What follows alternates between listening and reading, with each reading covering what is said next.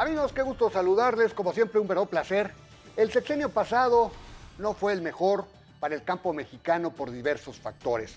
Hubo un cambio a la política, por lo que desaparecieron los estímulos a la comercialización. Esto es asistencia técnica, seguros y hasta crédito. Simplemente se optó por cerrar la Financiera Nacional de Desarrollo. En medio de ello, el sello del cambio climático con falta de lluvias en muchas partes del territorio nacional. El objetivo de la autosuficiencia alimentaria no se logró porque se produjo menos granos y oleaginosas y hubo que importar más. Esta noche, nuestro invitado es Juan Carlos Anaya.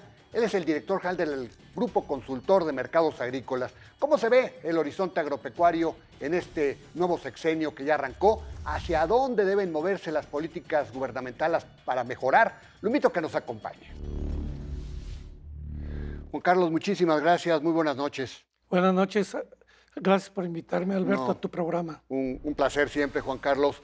Juan Carlos, bueno, pues terminó la administración anterior, una administración que nos dejó pues mucha dependencia en materia agropecuaria porque se cambiaron las políticas, ya lo hemos platicado aquí, hubo un giro en las políticas públicas en lo que hace al sector agropecuario, pero estamos iniciando una nueva administración. ¿Cómo la ves esa administración? ¿Qué retos estás viendo para el sector agropecuario, Juan Carlos? Mira, los retos que estamos viendo para la nueva administración que viene del presidente López Obrador es que venimos de una política de seguridad alimentaria que no se cumplió, en virtud de que en el tema de granos y oleaginosas seguimos siendo altamente dependientes.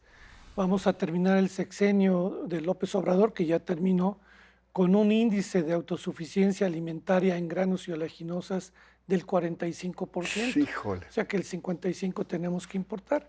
En el tema de frutas y hortalizas vamos bien, con un índice de seguridad alimentaria del 132%, que ha hecho que México sea un gran exportador, el noveno exportador agroalimentario del mundo. Tenemos un sector agroindustrial con nuestra azúcar, que todavía seguimos teniendo excedentes, aunque tuvimos 2 épocas de sequía fuertes, aún así seguimos exportando nuestro agave, nuestro café. Y en el sector pecuario tenemos un índice de autosuficiencia del 82%. Lamentablemente se quedó a deber en el tema de granos y oleaginosas, que fue donde más se dedicaron los programas de bienestar, como es precios de garantía, producción al bienestar, fertilizantes y sembrando vida. Y además hay que hacer una política focalizada, diferenciada, porque también competimos con nuestros socios comerciales que apoyan a todos sus productores. Creo que el gobierno de la presidenta Sheinbaum ha establecido una serie de políticas de seguir con producción al bienestar, y mi reflexión hacia ellos es que ojalá estos programas sean más productivos, que incentiven la productividad, que incrementemos la producción para reducir las importaciones. Juan Carlos, ustedes que han platicado con las autoridades, ¿ves un giro en esa política o qué se requeriría o cómo ves el panorama en ese sentido? Mira, el secretario de Agricultura, Julio Verdeguer, es una gente con mucha experiencia, además sinaloense, que ha estado en la FAO.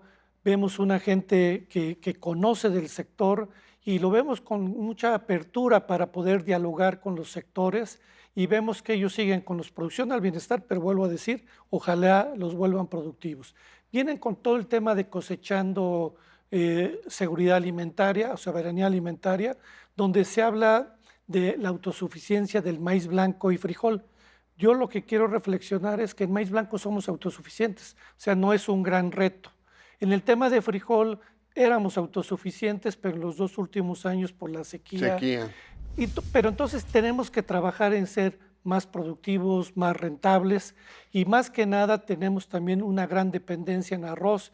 Importamos el 80% del arroz, en trigo importamos el 60%, y ahora el gran problema que vamos a tener en 2025 es que sigue la sequía, principalmente en la región noroeste, donde vemos que Sinaloa solamente trae en sus presas el 27-28% del agua. Sonora está de crisis con el 19%, Chihuahua igual, que ya la gobernadora hizo una declaración de emergencia, y el norte de Tamaulipas. O sea que el año que entra, por el tema de sequía, no es un tema de programas bienes públicos, es pues la cuestión de que no está lloviendo. Vamos a tener otra vez una importación récord de granos y oleaginosas y pone en peligro la autosuficiencia de maíz blanco en virtud de que Sinaloa, que es el gran productor de 6 millones que producía el año pasado, produjo 3.100.000 toneladas y hoy estamos entre 3 y 2.200.000. Entonces corre riesgos de la autosuficiencia, pero también al tener menos maíz pueden haber incrementos de precios. Con el cambio climático, el tema de la sequía, ¿ves un cambio en la protección, en, digamos, en los apoyos comerciales, en el financiamiento? ¿Qué estás viendo? O sea, ¿cuál es el giro que podríamos ver en esta administración? Bueno, están muy preocupados y uno de los ejes de la política del secretario de Agricultura y de la presidenta es el tema del agua, que es un tema prioritario, y lo que se quiere establecer es cómo lograr cuidar todo el tema hídrico, y también traen un programa importante de 200.000 hectáreas de tecnificación de riego, que desde mi punto de vista es muy poco para lo que requiere el país, pero también requerimos políticas que incentiven a los que tienen los derechos de los pozos a que cuiden el agua, a que haya un mejor manejo, un mejor mantenimiento, para que lo que se pierde en el campo, que es de más del 50%, podamos disminuir tecnificando nuestro ¿Y en campo. financiamiento? En financiamiento el tema es serio en virtud de que al desaparecer la financiera nacional, pues se quedaron sin un elemento de banca de desarrollo. Ahora a través de FIRA, que es banco de segundo piso, Sí. tendrá que trabajar muy fuerte con la banca comercial, con los intermediarios financieros. Yo creo que no va a ser un tema fácil porque solamente el 8% de los productores tiene financiamiento y lo más lamentable, solamente el 3% de los productores tienen acceso al seguro. Entonces, ahí creo que el cambio de política se debe de hacer, pero el 2025 el gran reto va a ser presupuestal. Juan Carlos, el tema del TEMEC, ya pues, ganó el señor Donald Trump, es una realidad, nos van a apretar, proteccionismo. Mira, yo lo que veo que en el tema agroalimentario nos necesitamos, somos dependientes uno del otro, ellos nos mandan muchos granos, proteína pecuaria, pero nosotros les mandamos frutas y hortalizas. Y la realidad hay una relación que conviene a los países de América del Norte. Yo creo que en el sector agropecuario, más que ver temas de aranceles, es cómo lo fortalecemos. Hay un análisis que hicimos en Grupo Consultor donde vemos que América del Norte tiene un índice de autosuficiencia alimentaria del 112%. Es decir, que entre los tres países Inédito, somos ¿no? un bloque Inusual, más fuerte del mundo. Ajá. Entonces, ellos nos mandan granos, nosotros les mandamos frutas y hortalizas que valen el doble. Y además los americanos los 365 días del año comen frutas y hortalizas. El poner un arancel a nuestros productos de frutas y hortalizas principalmente, lo único que va a crear es inflación Claro. y mayores costos. Yo creo que van a ir en los temas de aranceles, en caso de que se llegue a eso, que ojalá no, sería más hacia el sector automotriz, manufacturas, pero sería peligroso que lo hagan con el sector agroalimentario que nos da de comer. Juan Carlos, el insistir en el maíz transgénico no es atizar el fuego para generar problemas en el sector agropecuario en donde debíamos de tener colaboración estrecha. Bueno, como sabemos ya llegaron los primeros, el informe final ya lo están respondiendo, ya lo respondió la Secretaría de Economía. Se espera para el 29 de noviembre ya un informe final y para el 14 de diciembre ya el veredicto, que lo que vemos es que México probablemente no lo ganen, o sea... Pues era imposible, ¿no? No hay elementos. Pues, lo que vemos es que lo que debemos buscar es cómo atender, porque al final México requiere de granos genéticamente modificados para el sector pecuario. Vamos a importar este año 23.6 millones de toneladas. Importamos muy poco de maíz blanco no genéticamente modificado. Entonces, yo considero que el decreto que prohíbe tiene que retirarse o en otro lado nos pueden aplicar aranceles. No creo en productos agropecuarios, sino más bien hacia otras manufacturas, sector automotriz. Pero la realidad creo que es una Es un diferendo que tenemos que no lleva a nada.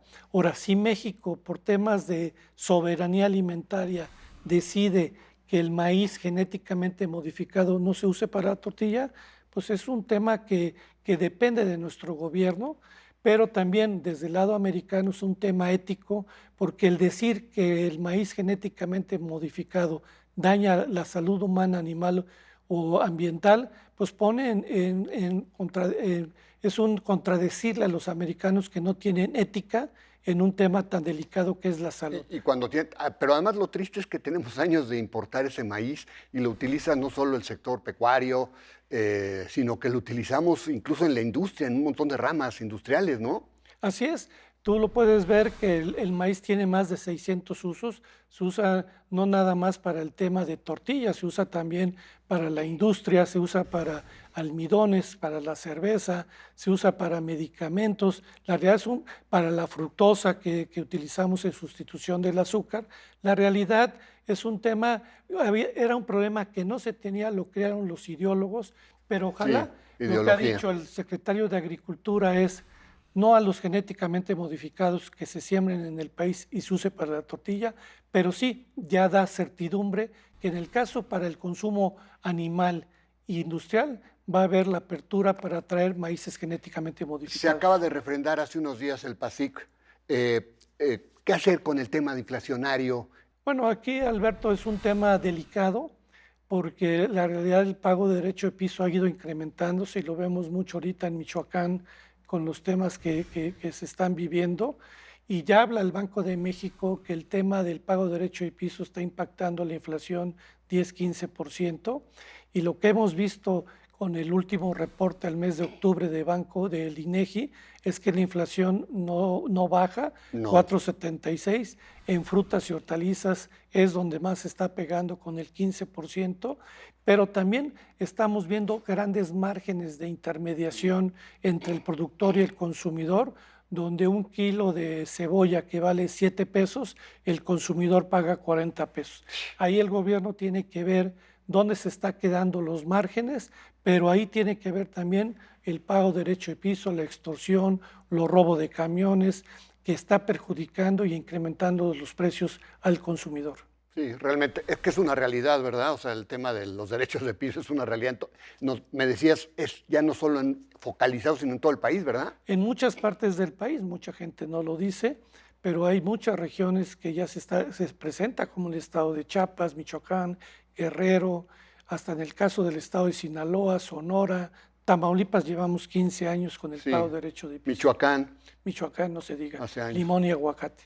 Bueno, muy bien, pues siempre un placer poder platicar con un conocedor del sector agropecuario como es Juan Carlos Anaya. Muchísimas gracias, Juan Carlos. Gracias, Alberto, por invitarme a tu programa. Gracias, muy buenas noches. Claramente el importar el 55% de nuestras necesidades de granos y oleaginosas no es la mejor noticia. Ha crecido nuestra dependencia importadora. Urge un mayor presupuesto para el campo y redirigir los apoyos no solo al pequeño productor. Hay también una enorme urgencia de financiamiento y de apoyos de protección máxima las amenazas del cambio climático. El factor de la inseguridad tampoco es el mejor ingrediente y ahora está también la amenaza del TEMEC con la llegada de Donald Trump y sus barreras arancelarias. Así que enormes retos y mucho por hacer. Lo invito a la próxima semana, aquí ya a la misma hora con más nombres y nombres. Hasta la próxima.